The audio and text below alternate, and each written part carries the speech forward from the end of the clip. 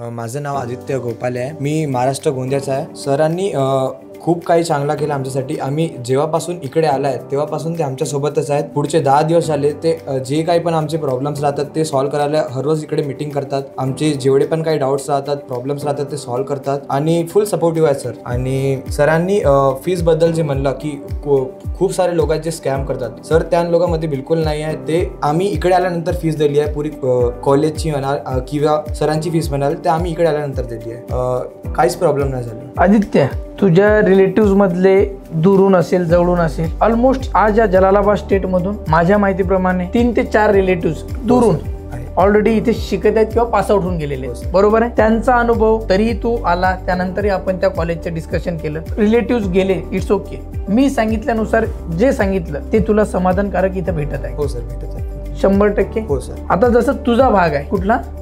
गोंदिया।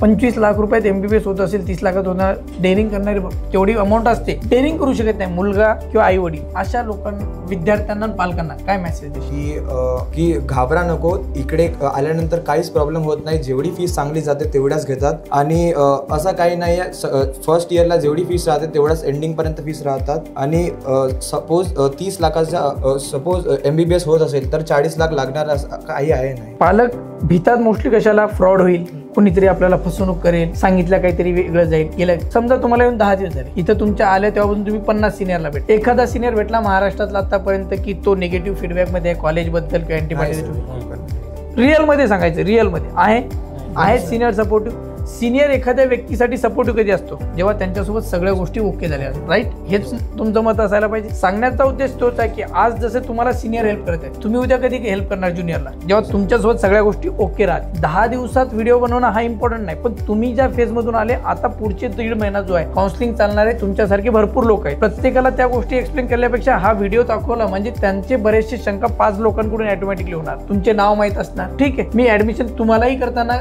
बऱ्याच वेळा सांगितलेलं असेल, सर तुम्ही माझ्यावर ट्रस्ट करण्यापेक्षा हे माझे गेलेले मुलं, त्यांचे नंबर घ्या, यांना बोला, हे जर ओके म्हणत असेल तर ऍडमिशन करा, हेच बोललेलं आहे। सांगण्याचा हेतू तोच आहे की ऍडमिशन करणे हा मोठं नाही, खोटं बोलून ऍडमिशन करणं हा माझा बिझनेसच नाही।